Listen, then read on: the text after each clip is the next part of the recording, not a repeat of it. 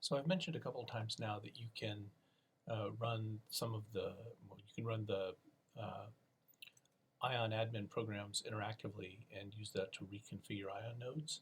So we're going to do a little bit of that here. I've just stopped the base configuration. I'm going to reload it so that everything is running. I'll wait for all of the visualization stuff to show up and then go back away.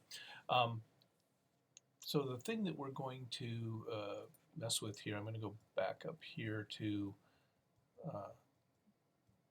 the BPRC slide. So when we talked about the configuration of Node 1 and BPRC, I talked a little bit about these endpoints and said that this is defining the endpoints that the node is a member of, so that it can know what bundles when it receives bundles, what things are destined for it and what things should be sort of the open ports on the moral equivalent of open ports on the machine. And there's a couple lines in here or there's several lines if you look in the actual config that are add endpoint IPN : 1 dot, and then a number and then an X out there. And so this is, again, sort of stating the ports that are open, and in particular the one that's the one that's not shown here, the first ellipsis, is it's adding an endpoint for IPN 1.3. So when we do things like ping from IPN 1.3 to IPN 2.1, that 1.3 is a service number that has already been defined on node 1, and that's what it's using to receive the ping responses from node 2. Just to make sure that things are working, I'm going to go get a shell here on node 2, and I'm going to do a bping from IPN 2.3 to IPN 1.1. Okay, so ping is working, everything is fine. So now, if I go back, whip back down here, so we're going to we're going to do something interactively, and that X parameter, there's the parameter at the end of the add endpoint command, can in the config file they're all X's. They can also be Q, and what that parameter does is it determines what happens to bundles that are received when no application is bound to that endpoint. So you can say that if bundles come into a particular endpoint and there's no application there, that they should simply be thrown away. You use an X, or you can queue them for later delivery, which is a queue.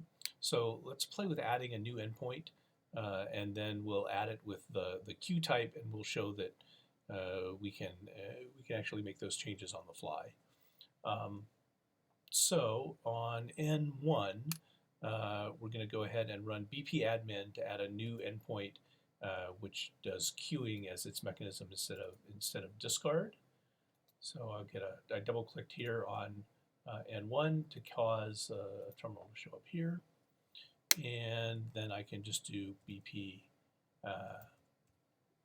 run bp-admin, and I get a prompt back, which is just a colon. H, generally useful when running any of the admin commands. It'll give you the list of available commands and what the parameters mean. So we can look at all that. And what we're going to do, we can list the endpoints. So you can see that there's a whole bunch defined here, and the pre-built scenarios for the dev kit and most of the class tend to use. They'll run bp echo on endpoint 1.1, and so what this is giving is the endpoint, the endpoint identifier, the PID of the process that's actually bound to that endpoint, the rule, whether this is an X or a Q, and there's a capability that you can cause scripts to get run as well when bundles come in, but we're not going to get into that yet.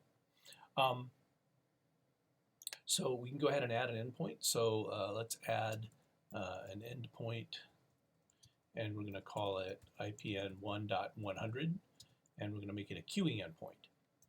So now things that show up, and actually it looks like there is, well, for the admin endpoint, which we'll talk about later, is already looking at queuing. And we can do list the endpoints again. And here's our endpoint. It's 1.100. There's nobody yet listening on it. And again, so that's sort of the same as 1.3, right, that we used as the source for bping. There's nobody yet listening on it, but the rule is that it's going to queue things that show up. So now we can quit out of that. And what we'll do is we'll go to node 2. We'll send a bundle to this endpoint on node 1. There's no application there yet, so the bundle will show up. It will get queued for later delivery, and then we'll instantiate an application on node 1 and cause it to actually receive that bundle. So to send something to it, we go ahead and we can double click on node N2, and that will give us a tab on N2, so we can go here. And we can just do BP source IPN :1.100 test this. BP source doesn't take a source EID because there's nothing coming back to BP source. It doesn't need to listen for anything coming back. It simply emits a bundle, and that's all there is to it. So we can go ahead and do that. Fair enough. And here we are back now on node N1, and if we then say BP sync IPN :1.100, so this is the receiving end of the BP source BP sync pair, and when we run BP sync and bind it to this endpoint identifier, then hopefully the bundle that is hopefully queued there will be delivered, and we got it. So what we managed to do was send a bundle to an application that didn't exist yet, cause it not only to go through the network in a disruption-tolerant fashion, but when it reached the destination, it was willing to sit there at sort of the final hop between the network stack of IPN or of ION and the destination application, and wait there in order to be delivered. And the rest of the slides that are in this package are just the man pages. So you can they're just collected there for easy reference from the slides above. You can get at all of those if you install ION, and if you are using the dev kit, you can get at all of those through just the command line. So man BP admin. It'll complain about the terminal if you're running it in one of the virtual nodes, but man BP admin, and it'll tell you all about what you can do with BP admin.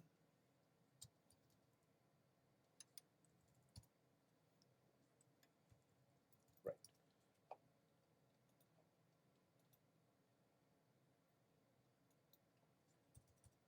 If you're unhappy about that, you can do export term equals extern. Then it'll treat you like you have a real terminal.